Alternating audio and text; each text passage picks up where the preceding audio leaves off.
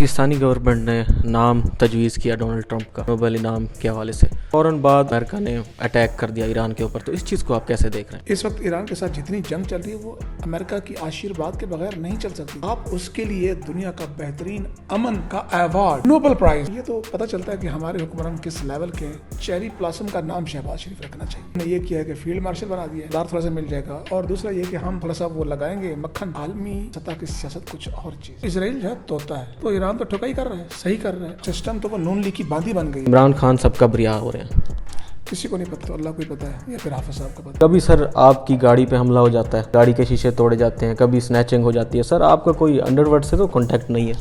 جو ہم بولتے ہیں وہ برداشت نہیں ہو پاتے. چہرے پہ داغ ہیں، اس کو صاف کر لیں، لیکن وہ داغ صاف نہیں کرتے، وہ آئینے کو توڑنے کی کوشش کرتے ہیں. جی السلام علیکم ناظرین، میں ہوں جام عدنان، آپ دیکھ رہے ہیں خبر دنیا. اس وقت میں موجود ہوں سینئر صحافی نادر بلوچ صاحب کے ساتھ. جو اسرائیل ایران کے درمیان جنگ جاری ہے اور اس میں امریکہ نے بھی انوالومنٹ شروع کر دی ہے کل رات سے. تفصیل جانیں گے. دیکھیں تفصیل تو تقریباً آپ کے سامنے ہے کہ صبح امریکہ نے جو ہے وہاں پر 3 ایٹمی تنصیبات تھی، تو وہ تباہ کی ہیں، برباد کی ہیں، اور اس میں B-52 طیارے جو ہیں وہ بمبار، اور اس میں ایک امریکہ نے ایک ایسا بم بھی استعمال کیا ہے جو فرسٹ ٹائم دنیا میں جو ہے استعمال ہوا ہے. تو اس کی تباہی ابھی اس کی تفصیلات سامنے تو نہیں آئی اس طرح، لیکن یہ گرائے گئے، اور ان کی جو ورتھ ہے وہ یہ ہے کہ تقریباً 60 میٹر تک یہ نیچے جاتے ہیں اور نقصان پہنچاتے ہیں اس کے. لیکن ایران نے تمام چیزیں بخوبی آگاہ تھا، اور اس نے اپنی تمام چیزیں جو تھی یورینیم افزودہ جو اس نے کی ہوئی تھی، جو سسٹم تھا وہ وہاں سے منتقل کر دیا تھا. تو اس لیے ایران کا اس لحاظ سے کوئی بڑا نقصان نہیں ہوا. لیکن دیکھنے کی بات یہ ہے کہ امریکی صدر ڈونلڈ ٹرمپ کا ری ایکشن دیکھیں. اس کے بعد فوراً اس طرح کا اقدام کرنے کے بعد ایک غیر قانونی اقدام، ایک غیر آئینی اقدام، ایک انٹرنیشنل لاز کی خلاف ورزی، ایک ملکوں کی سرحدوں کو پامال کرتے ہوئے آپ نے یہ اقدام کیا. اس اقدام کے ساتھ یہ کہتے ہیں کہ اب امن ہونا چاہیے. یعنی کہ یہ کرنے کے بعد جو پہلا اسٹیٹمنٹ ہے اس کا، اب امن ہونا چاہیے. ہم نے یہ کر دیا ہے، اب امن ہونا چاہیے. یعنی کہ یہ ایسی ہے کہ میں آپ کے گھر پہ آؤں، تباہی کروں، اور ساتھ ہی جب جاؤں تو کہوں اب امن. یعنی آپ نے ری ایکشن نہیں دینا، بس جو ہم نے کر دیا کر دیا. اچھا، اس کے ساتھ اس کی بات یہ بھی ہے کہ اس اقدام کے بعد ایک چیز تو واضح ہو گئی ہے کہ اسرائیل کا جو ناقابل شکست کا جو پورا ایک مجسم پورے عالم اسلام میں پوری دنیا میں کھڑا کیا تھا، وہ پاش پاش ہو چکا ہے. یہ چیز ظاہر کرتی ہے، واضح ہو گیا ہے کہ اسرائیل اپنا دفاع نہیں کر سکتا. اسرائیل نے جو پہلا اٹیک کیا تھا کس کے اوپر کیا تھا؟ ایٹمی تنصیبات پر. ان کی جو عسکری قیادت تھی اس کو شہید کیا، اور کہا کہ ہم نے ایران کی جو جوہری تنصیبات ہیں ان کو نشانہ بنایا. سائنٹسٹ جو ہے سائنسدان، وہ ان کو جو ہے وہ مار دیا گیا، شہید کر دیا گیا. اس کے بعد وہ سننے مطابق وہ دوبارہ سنبھلے، اور انہوں نے دوبارہ کھڑے ہو کر انہوں نے ایسا جواب دیا کہ اب امریکہ کو آنا پڑا، امریکہ کو انوالو ہونا پڑا. اس کا کیا مطلب ہے؟ اس کا مطلب یہ کہ اسرائیل ختم ہو چکے، اسرائیل کی بس ہو چکی تھی، مسلسل منتیں کر رہا تھا، جوڑ رہا تھا. اور اس کے ساتھ یہ بھی واضح ہو گیا کہ امریکہ جو ہے ناقابل اعتماد ہے. ایک بہروپیہ ایک پوری دنیا کو چلا رہا ہے، پوری دنیا پر اپنا اس نے وہ بٹھایا ہوا ہے کہ ایک ایسا بہروپیہ جو کبھی کہتا ہے کہ 60 دن ایران کے پاس ہے، میرے ساتھ مذاکرات کر لے. ابھی وہ 60 دن میں بھی ایک ہفتہ پڑا ہوتا ہے، حملہ ہو جاتا ہے. پھر کہتا ہے میں 2 ہفتے دے رہا ہوں، 2 ہفتوں میں بعد میں فیصلہ کروں گا. 2 ہفتے کا ابھی تو 1 ہفتہ بھی مکمل نہیں ہوا. تو آپ نے یہ اقدام، یعنی کہ ایک ایسے بہروپیے کے ساتھ دنیا کا واسطہ پڑا. اور ایران اس کے بڑا یعنی کہ آگاہ ہے، اور وہ ان کو پچھلے 45 سال سے جانتی ہے. انہوں نے 8 سال ایران عراق جنگ جو ہوئی تھی 1980 سے 88 تک جنگ لڑی گئی. اس جنگ میں ایران نے دیکھ لیا تھا پورا ویسٹ اور امریکہ مل کے بھی، عرب مل کے بھی، عرب کنٹریز بھی مل کے بھی ایران کو شکست نہیں دے سکے تھے. سر پاکستانی گورنمنٹ نے نام تجویز کیا ڈونلڈ ٹرمپ کا نوبل انعام کے حوالے سے، تو اس کے فوراً بعد اس نے ابھی امریکہ نے اٹیک کر دیا ایران کے اوپر، تو اس چیز کو آپ کیسے دیکھ رہے ہیں؟ افسوسناک بات ہے. پاکستان کے 26 کروڑ عوام کے شعور کی توہین کی گئی ہے. ایک ایسا شخص جو غزہ میں 70,000 کے قریب معصوم شہریوں کا قاتل ہے، اس کی حمایت کرتا ہے، اسرائیل کی حمایت کرتا ہے. پورا غزہ ملبے کا ڈھیر بن چکا ہے. 6 مرتبہ ویٹو اگر کسی جنگ بندی میں، غزہ بندی میں کی گئی تو وہ امریکہ نے ویٹو کیا، کسی اور نے نہیں کیا. اس وقت ایران کے ساتھ جتنی جنگ چل رہی ہے وہ امریکہ کی آشیرواد کے بغیر نہیں چل سکتی تھی. آپ اس کے لیے دنیا کا بہترین امن کا ایوارڈ، یعنی کہ ایک نوبل پرائز، وہ نامنی کر رہے ہیں. تو یہ تو پتہ چلتا ہے کہ ہمارے حکمران کس لیول کے ہیں. ہمارے ایک جیو کے دوست ہیں کاشف رضا، انہوں نے ان کے جب یہ اناؤنسمنٹ ہوئی تو انہوں نے اپنی فیس بک وال پہ لکھا کہ शहबाज शरीफ को चेरी ब्लॉसम नहीं कहना चाहिए, अब चेरी ब्लॉसम का नाम शहबाज शरीफ रखना चाहिए। तो यानी कि इन्होंने बस यही है कि यहाँ पे हमने ये किया है कि फील्ड मार्शल बना दिया है तो हमें इक़्तिदार थोड़ा सा मिल जाएगा, और दूसरा ये कि हम अब ये कि सदर ट्रंप को थोड़ा सा वो लगाएंगे मक्खन। वो भाई आलमी सतह की सियासत कुछ और चीज़ है। एक महकूम, कर्जदार, भिखारी थोड़ी सी तारीफ़ कर देगा तो क्या आका मान जाएगा? आका को राम कर ले। आका ने वही करना है जो उसकी सोच है, जो उसने इरादा बनाया है। तो इनका बस यही कि जग हंसी हो रही है, लोग तनकीद कर रहे हैं, लान तान कर रहे हैं। अब ये ग्लोरीफाई भी नहीं कर पा रहे कि हमने क्यों नॉमिनेट किया। अच्छा नॉमिनेट किया है, 24 घंटे भी नहीं गुजरे, उसने हमला कर दिया, हमले के बाद क्या हुआ? अब आप उसकी मजम्मत कर रहे हैं। यानी कि 24 घंटे में आपके इस इक़दाम ने आपको तख्ते तवे पे बिठा दिया है कि आप कभी कहते हैं कि बहुत अच्छा कर रहा था, हम अमन का अवार्ड दे रहे हैं, अब कह रहे हैं कि काबिल मजम्मत है, आलमी कानून की खिलाफ वर्जी है। तो आपकी कौन सी कल सीधी है, क्या कह सकते हैं? सर आप जानते हैं कि रशिया ने भी कहा, चाइना ने भी कहा, टर्की ने भी कहा कि अमेरिका को बराह रास्त इस जंग में हिस्सा नहीं लेना चाहिए, तो उसके बावजूद भी अमेरिका ने अभी अटैक किया है ईरान की जौहरी तनसीबात पर। तो आप क्या समझते हैं कि इसके नताइज क्या होंगे? देखिए नताइज क्या होंगे जनाब, नताइज तो यही है कि ईरान इसका जवाब देगा। अमेरिकी जो बेसिस हैं जिसमें ओमान में है, यूएई में है, कुवैत में है और सऊदी अरेबिया में है, शाम में है, इराक़ में एयर बेसिस हैं। तकरीबन ये पूरे ख़त्े में खलीज फ़ारिस और सारे मिला के तकरीबन कुछ 16 एयर बेसिस हैं इसकी, जिनकी वजह से ये पूरी दुनिया और पूरे ख़त्े को कंट्रोल करते हैं और यहाँ से मादनियात और ये जवाहरात और ये जो आयल और तमाम चीज़ें लेकर जाते हैं। बेसिकली ये इंटरनेशनल ठग है ना, तो उनको वो निशाना बनाएगा। और बाकी उसने अपने स्ट्राइक जो है, तोते की जान किस क्यों कहते हैं ना, किसी की तोते में जान होती है, तो इसराइल जो है तोता है। तो ईरान तो ठुकाई कर रहा है, सही कर रहा है। आज भी जब ये वाक़या हुआ तो उन्होंने अपना खैबर मिसाइल जो है वो लॉन्च किया, और थोड़ी देर पहले जब हम देख रहे तो हैफा, तल अबीब, तबाही। आज का जो अटैक था वो सीवियर किस्म का अटैक था। इस वक्त हैफा का मेयर कहता है खुदा का वास्ता है रोक दो, अमन करा दो, हम नहीं लड़ सकते। नुकसान ऐसा है कि ट्रंप के इक़दाम भी हमें नहीं बचा सकते। तो वो तो जवाब दे रहे, वो रुके कब है? वो तो कह रहे हैं कि आप हमें जारी जब तक नहीं रोकेंगे हमारे बम जो हैं मिसाइल जो है वो जारी रहेंगे। अभी देखिए ईरान ने अपनी कैपेबिलिटीज़ शो ही नहीं की।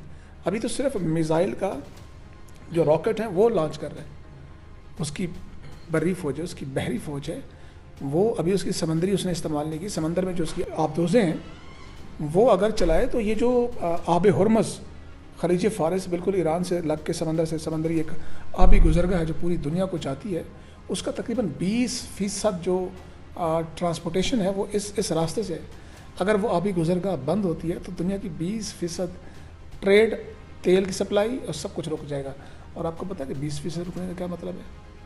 फिर इंटरनेशनल प्राइस जो है वो दुनिया की बुलंद तरीन सतह पर पहुँच जाएंगी। तेल ख़त्म, हर चीज़ ख़त्म, और फिर दुनिया को इसके कॉन्सिक्वेंसेस बर्दाश्त करना पड़ेंगे। ये जंग हमारी है, बेसिकली ये ईरान की जंग नहीं है, ये हमारी भी जंग है, ये हमारी भी सलामती है। ईरान की सलामती हमारी सलामती है। जो ईरान लड़ रहा है वो वाकई अकेला लड़ रहा है या उसके साथ कोई खुफिया सपोर्ट्स हैं मुस्लिम ममालिक की? अपनी जंग आप लड़ी जाती है, खुफिया सपोर्ट क्या हो भी, अगर मैं आपको सपोर्ट करूँ भी सही था, लेकिन आपका जो अज़्म है, जो आपका इरादा है, आपका जो बेखौफी है, आपकी जो सिस्टम है वो उसने काम करना है। तो ईरान ने अभी जितने मिसाइल किए हैं वो ख़ुद बने हैं। 45 साल से सैंक्शंस हैं, आप अपना तेल नहीं बेच सकते, तेल है बेच नहीं सकते।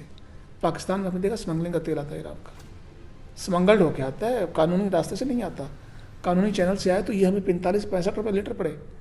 और वो जो हम दुनिया से ले रहे हैं 200 कुछ रुपये, वो हमारे ख़जाने में चला जाए, लेकिन नहीं, क्योंकि हम हमसाया होते हुए भी नहीं ले सकते। इसराइल की कितना रकबा है? 22,000 मुरबा किलोमीटर टोटल इसराइल, जिसका 15 जो मिनिमम उसकी जो एक जगह का सरहद है वो 15 किलोमीटर है, मैक्सिमम जाए तो 145 किलोमीटर है। ये है इसराइल कुल उसकी औकात।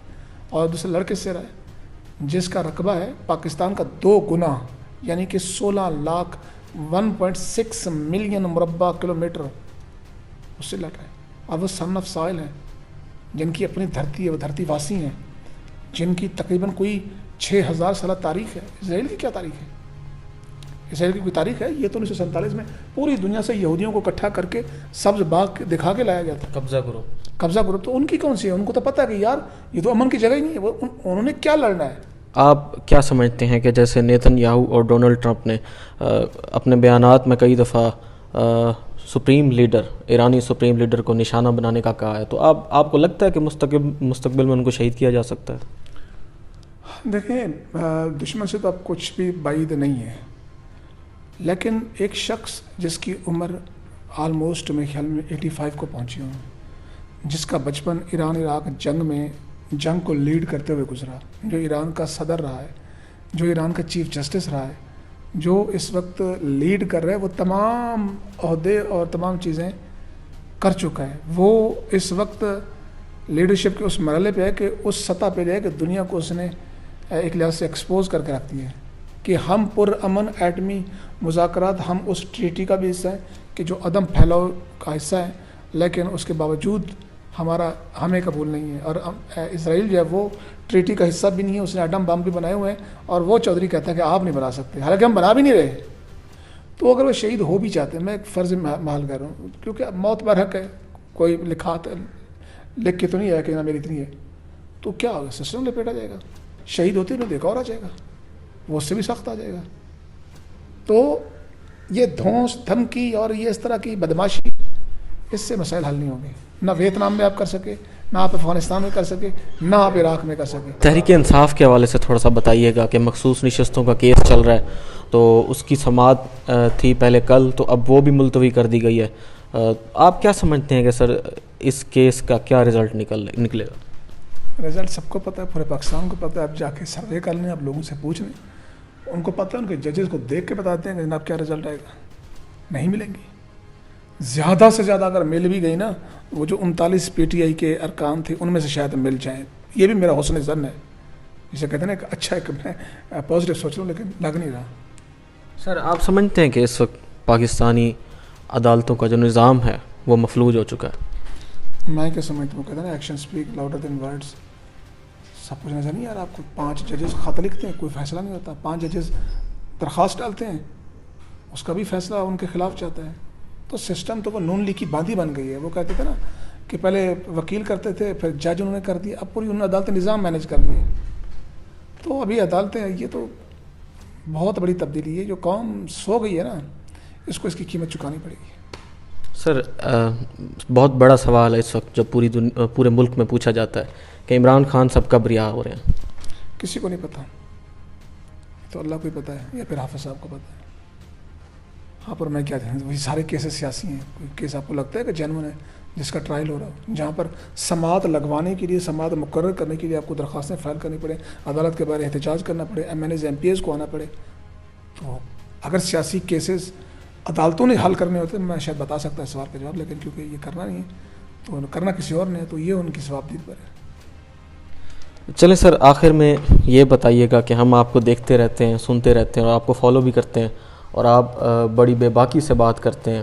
کبھی سر آپ کی گاڑی پہ حملہ ہو جاتا ہے، گاڑی کے شیشے توڑے جاتے ہیں، کبھی سنیچنگ ہو جاتی ہے. سر آپ کا کوئی انڈر ورلڈ سے تو کانٹیکٹ نہیں ہے؟ انڈر ورلڈ سے کیا کہہ سکتے ہیں؟ بس یہی ہے کہ یہی جو ہم بولتے ہیں وہ برداشت نہیں ہو پاتا. ہم سچ دکھاتے ہیں، ہم آئینہ دکھاتے ہیں، ہم بتاتے ہیں کہ یہ آپ کے چہرے پہ داغ ہیں، اس کو صاف کر لیں، لیکن وہ داغ صاف نہیں کرتے، وہ آئینے کو توڑنے کی کوشش کرتے ہیں. یہی اس کی قیمت ہے. کوئی بات نہیں، 60-70 ہزار روپے لگ گیا ہے تو چلیں، ہمیں خاموش نہیں کرا سکتے ہیں. جو سچ ہے وہ ہمیشہ کل بھی بیان کیا تھا، آج بھی بیان کریں گے. لیکن دکھ ہوتا ہے، افسوس ہوتا ہے کہ ہمیں اس ملک میں، یعنی کہ جن کا کام، آپ کا کام کچھ اور ہے، میرا کام کچھ اور ہے. میں اگر آئین اور قانون کے خلاف کام کر رہا ہوں تو آپ کے پاس عدالتیں بھی، آپ کے پاس ادارے بھی ہیں، آپ کے پاس، آپ مجھے، اب تو پیکا قانون آ چکا ہے، آپ میرے خلاف کریں نا کیس فائل. لیکن یہ حملہ، یہ بہت چھوٹی حرکتیں ہیں. افسوس ہوتا ہے سن کے، دیکھ کے. سر آخر میں ہمارے ویورز، خبر دنیا کے ناظرین کو کیا پیغام دینا چاہیں؟ سر کیا پیغام ہے؟ جڑے رہیں بس. اچھے تجزیے تبصرات کے لیے آپ ان کے لیے اچھا مٹیریل دیں ان کو، اور وہ آپ کو سنیں اور آپ کو فارورڈ کریں اور آپ کو فالو کریں. بس یہی کہیں گے. یہی ہوتا ہے کہ آپ سچ سننے والوں کو فالو کریں جو خواہ مخواہ کا قیاس پیدا کرتے ہیں لیکن خبر ہوتی نہیں. اب میں بھی یہاں پر عمران خان کی رہائی کی خبر کی تاریخ دیتا اور آپ اس کی سرخی لگا لیں. ایٹ دا اینڈ کیا ہونا ہے؟ آپ کا ویور مایوس ہو جاتا ہے. لہٰذا ویور کے ساتھ جو ہے وہ سچائی کے ساتھ پیش ہے. انشاءاللہ یہ دوست آپ کو سپورٹ کریں گے. بہت شکریہ سر.